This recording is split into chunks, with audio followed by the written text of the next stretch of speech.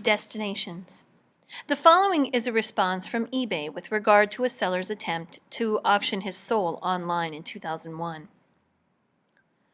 Thank you for taking the time to write eBay with your concerns. I'm happy to help you further.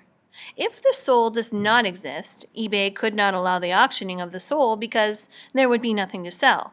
However, if the soul does exist, then in accordance with eBay's policy on human parts and remains, we would not allow the auctioning of human souls. The soul would be considered human remains, and although it is not specifically stated on the policy page, human souls are still not allowed to be listed on eBay. Your auction was removed appropriately and will not be reinstated. Please do not relist this item with us in the future.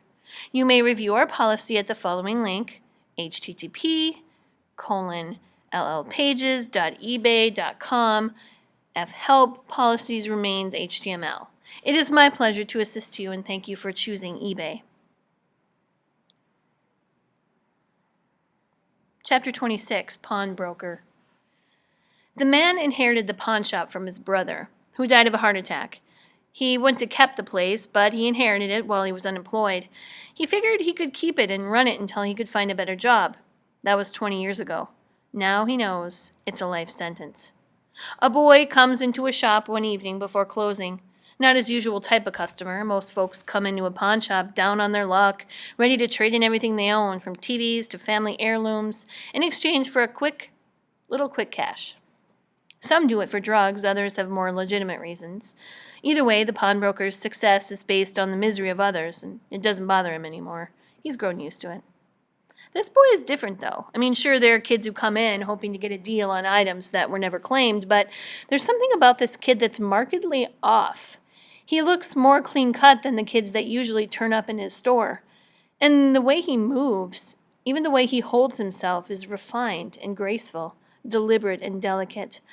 Like he's lived his life as a prince and is now pretending to be the pauper. He wears a puffy white coat, but it's a bit dirty. Maybe he is the pauper after all. The TV on the counter plays a football game, but the pawnbroker isn't watching the game anymore. His eyes are on it, but his mind is keeping track of the kid as he meanders through the shop, looking at things like he might want to buy something. After a few minutes, the kid approaches the counter. "What can I do for you?" the pawnbroker asks, genuinely curious. "This is a pawn shop, isn't it?" "Doesn't it say so on the door?" "So that means you trade things for money, right?" The pawnbroker sighs. Kid's just ordinary after all, just a little more naive than the other kids who show up here trying to hawk their baseball card collections or whatever.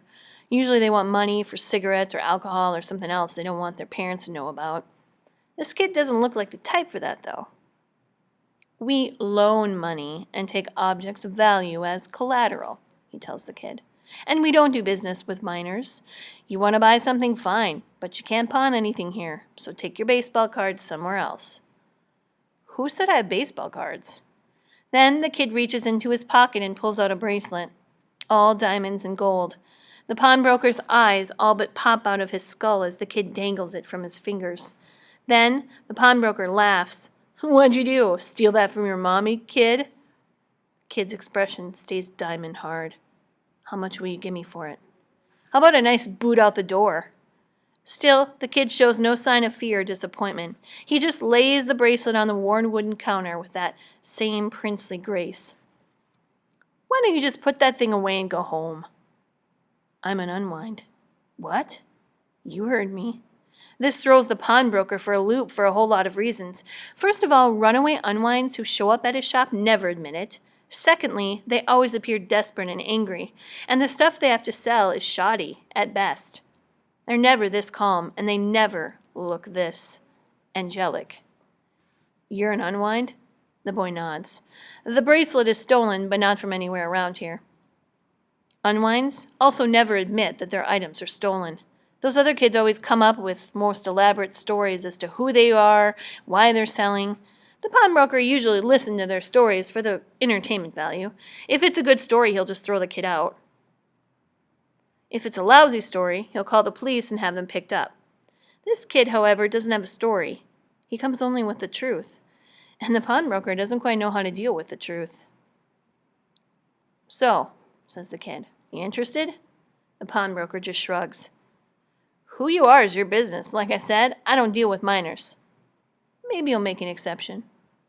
The pawnbroker considers the kid, considers the bracelet, and then looks at the door to make sure no one else is coming in.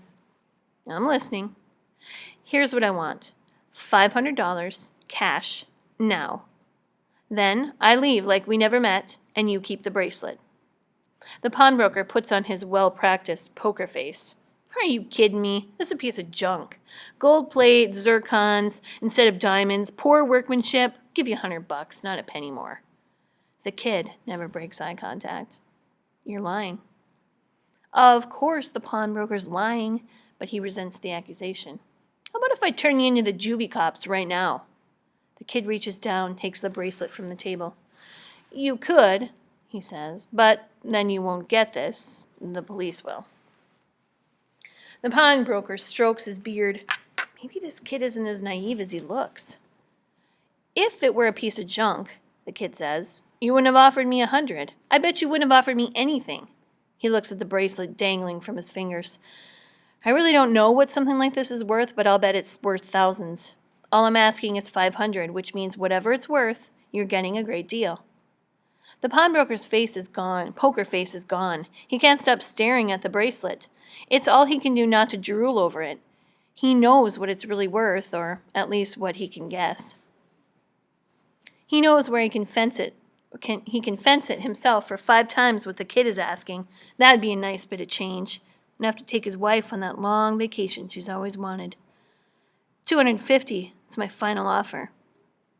$500. You have 3 seconds, and then I leave. 1, 2, deal. The pawnbroker sighs as if he's been beaten. You drive a hard bargain, kid. That's the way these things are played. Make the kid think that he won, when all the while he's the one who's truly being robbed. The pawnbroker reaches for the bracelet, but the kid holds it out of reach. First the money. The safe's in the back room. I'll be back in a second. I'll come with you. The pawnbroker doesn't argue. It's understandable that the kid doesn't trust him. If he trusted people, he'd have been unwound by now. In the back room, the pawnbroker positions himself with the kid behind him, so the kid can't see the combination of the safe. He pulls open the door, and the second he does, he feels something hard and heavy connecting with his head. His thoughts are instantly scrambled. He loses consciousness before he hits the ground.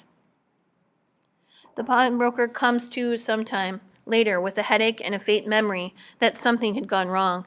It takes a few seconds for him to pull himself together and realize exactly what happened. That little monster conned him. He got him to open the safe, and the moment he did, he knocked him out and cleaned out the safe.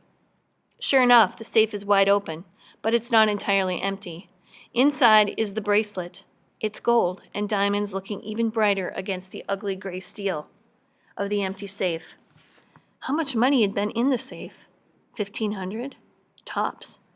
This bracelet is worth at least 3 times that. Still a deal. And the kid knew it. The pawnbroker rubs the painful knot on his head, furious at the kid for what he did, and yet admiring him for the strangely honorable nature of the crime. If he himself had been this clever, this honorable, and had found this kind of nerve when he was a kid, perhaps he'd be more than just a pawnbroker.